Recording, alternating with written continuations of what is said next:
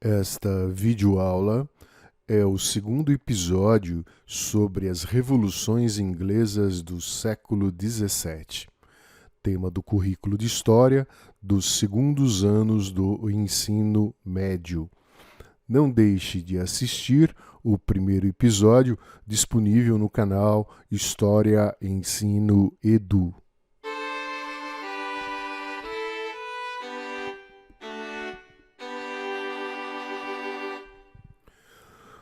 Com a morte de Elizabeth I, em 1603, que permaneceu solteira e não deixou herdeiros, chegava ao fim a dinastia Tudor. Assim, o poder passou para seu primo, rei da Escócia, que pertencia a outra família, dando início a uma nova dinastia, a dinastia dos Stuart, que governariam a Inglaterra no turbulento século XVII, ao longo de 45 anos. Então, nós vamos ter aqui da dinastia Stuart o rei Jaime I, depois o seu filho Carlos I e os dois filhos do Carlos I, Carlos II e Jaime II. O primeiro monarca da dinastia Stuart foi Jaime I, que governou a Inglaterra entre 1603 a 1625. Católico, escocês, de tendência absolutista, procurou se autolegitimar através da concepção da teoria do direito divino, governando em nome de Deus, e durante os seus 22 anos de reinado esteve em permanente conflito com o parlamento. Seu filho e sucessor, Carlos I, aprofundou os conflitos com o parlamento, com a crescente divisão do país, da sociedade, entre os setores que apoiavam o rei e os setores que apoiavam o parlamento.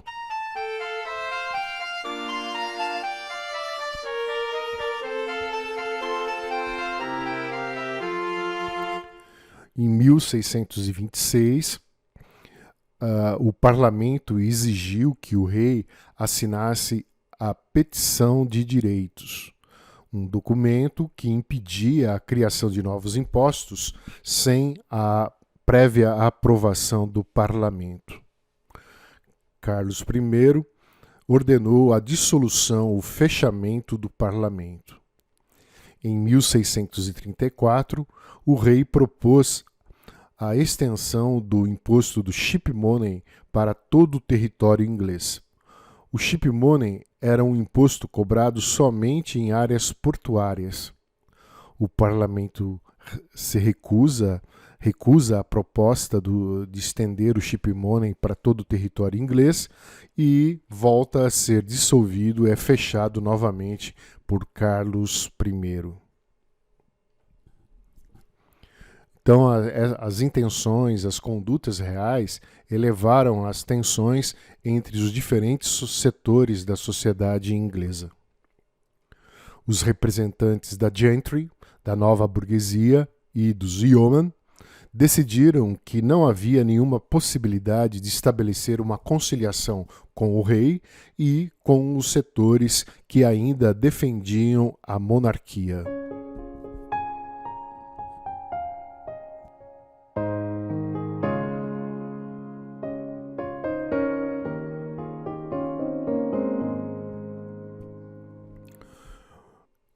O parlamento revoltou-se contra o rei Carlos I e suas tendências absolutistas. Os deputados representantes da gentry e da nova burguesia decidiram pela ruptura do processo político dentro do reino da Inglaterra. Então o país ficou dividido entre os setores que apoiavam e sustentavam a monarquia, o rei, e os setores que passaram ao lado apoiar as medidas do parlamento. Do lado do rei, nós temos a nobreza, a velha burguesia, anglicanos e católicos. Do lado do parlamento, a nova burguesia, a gentry, os yeomans e os puritanos e presbiterianos.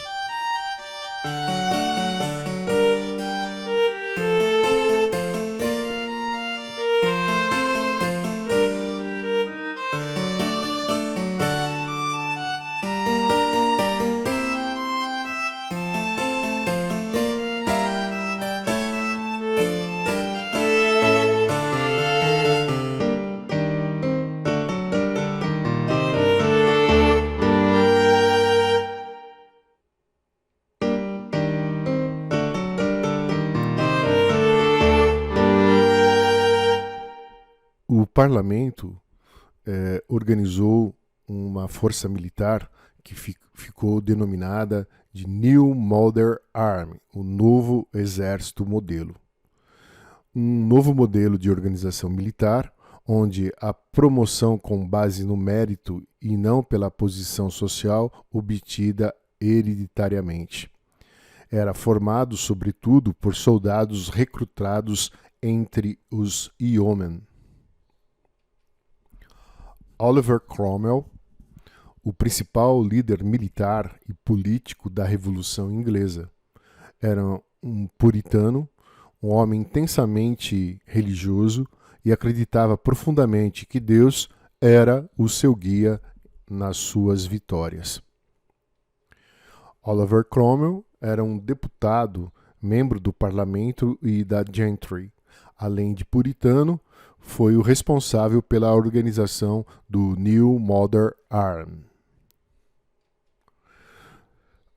Oliver Cromwell acabou recebendo do parlamento o título de Lord Protetor da Inglaterra.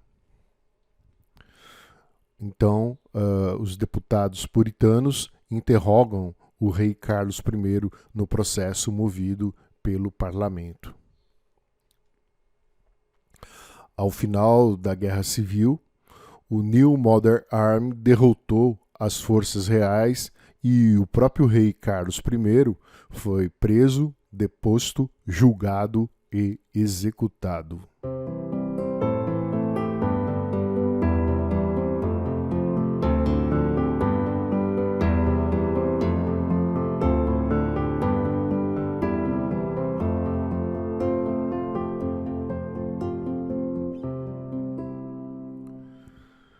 Em 1649, foi instaurada por decisão do parlamento a República na Inglaterra, que, embora de curta duração, constitui-se em um fato inédito em um país tradicionalmente monárquico. A República Puritana, ou a República de Cromwell, entre 1649 e 1658, será comandada justamente pelo Lord Protetor, Oliver Cromwell. Nós temos, dentro desse período de 9 anos da República Puritana, a criação da Commonwealth, a Comunidade Britânica de Países. O parlamento permaneceu fechado, dissolvido, durante o governo de Cromwell. Os bens da igreja anglicana foram confiscados e direcionados, principalmente, favorecendo a camada da gentry. Cromwell ainda reprimiu duramente os grupos radicais dentro da Revolução Puritana, os chamados Leavers e Diggers.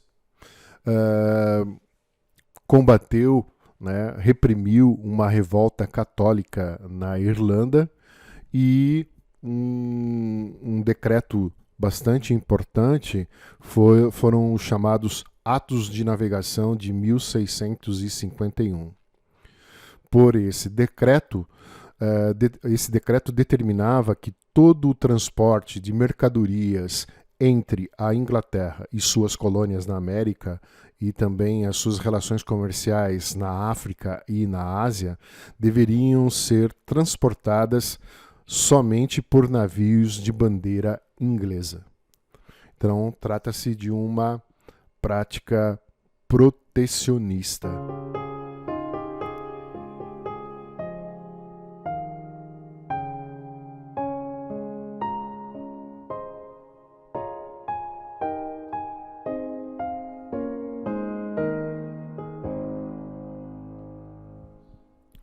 Os leavers, os chamados niveladores, na Inglaterra do século XVII, constituía o grupo radical que formavam a esquerda do Partido Republicano, surgido por ocasião da Guerra Civil Inglesa. Reivindicavam a completa separação da Igreja e do Estado, a tolerância para todas as seitas, inclusive as materialistas, e a igualdade de todos diante da lei, ou seja, niveladores. Outro grupo radical dentro da Revolução Puritana foram os chamados diggers, cavadores, ou ainda chamados de true leavers, grupos de pobres que, para simbolizar a posse da terra, escavavam terrenos nas proximidades de Londres. A Inglaterra não terá um povo livre até que os pobres que não têm terra e tenham a permissão para cultivar e trabalhar nas terras comunais. Gerard Stanley, 1640. É um dos principais representantes líderes desse movimento dos diggers, dos true leavers. Então, esses dois movimentos, tanto os leavers como os diggers, significam uma reação das camadas populares rurais contra o processo de cercamento das terras comunais. Uma crescente insatisfação social contra a modernização da exploração agrícola de caráter capitalista. Grupos radicais, os leavers e os diggers, ou true leavers, pretendiam transformações na estrutura fundiária do país em benefício dos mais pobres. Objetivavam o aprofundamento do processo revolucionário com a criação de uma república de pequenos proprietários, proposta que ultrapassava os limites da Revolução Burguesa. Defendiam a extinção da propriedade privada. Os seus porta-vozes defendiam também a abolição dos cercamentos, dos enclosures. E aqui nós temos, novamente, Gerard Stanley, o principal líder dos true leavers. Privados do uso das terras comuns, das terras comunais, expropriados, expulsos do campo e grande parte sujeitos à mais absoluta miséria, essas massas camponesas, por meio dos true leavers, manifestaram crescente insatisfação social contra a modernização da exploração agrícola de caráter capitalista. Muitos deles acreditavam que o processo revolucionário, iniciado em 1640, poderia transformar as estruturas econômicas do país.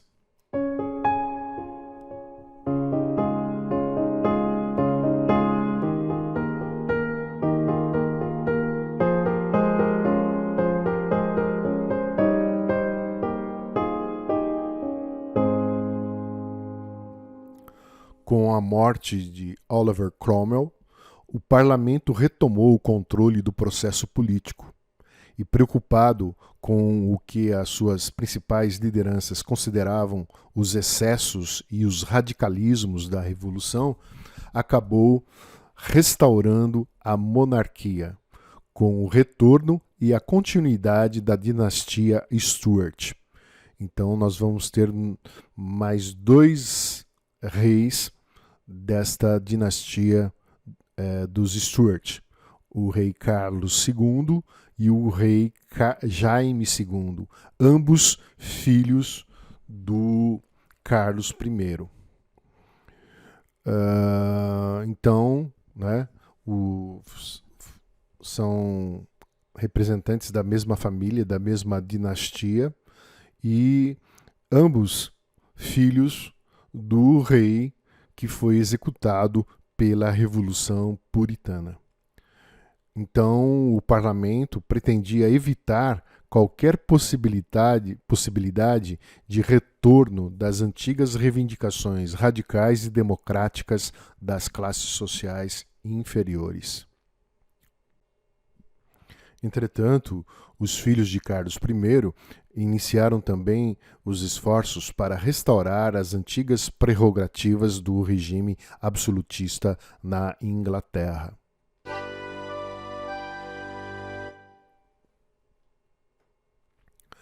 Jaime II procurou restaurar diferentes aspectos do absolutismo e também reforçando aspectos do catolicismo na liturgia anglicana. Com a reação de anglicanos e puritanos, o rei é destituído.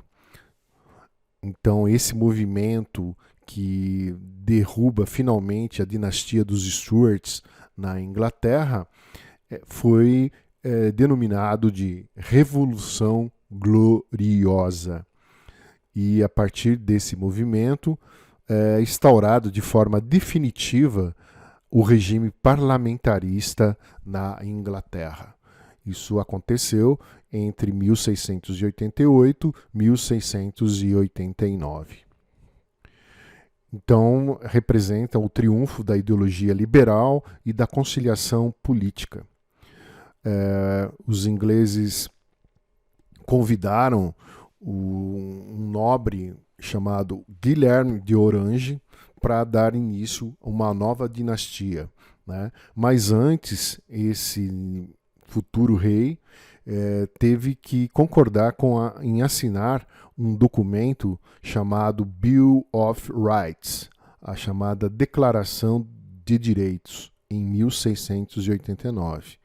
Então, com esse documento, ficava formalizada, né, a nova configuração de poder dentro da Inglaterra, com a máxima: o rei reina, mas quem governa é o parlamento.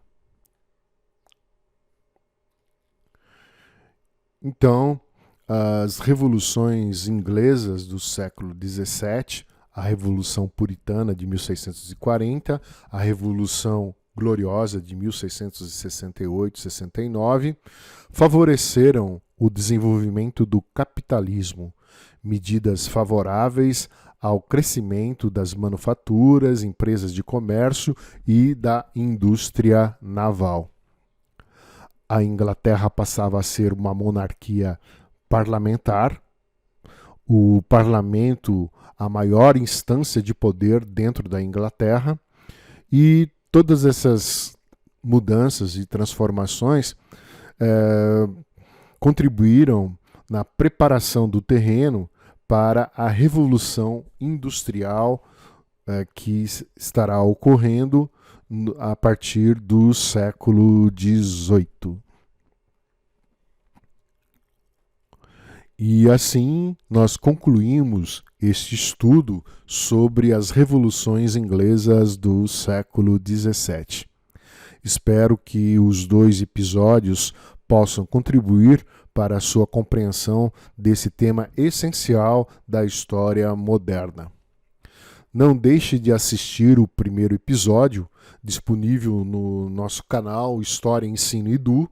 Visite também o nosso blog e muito obrigado pela atenção e bons estudos. Até a próxima videoaula. Muito obrigado.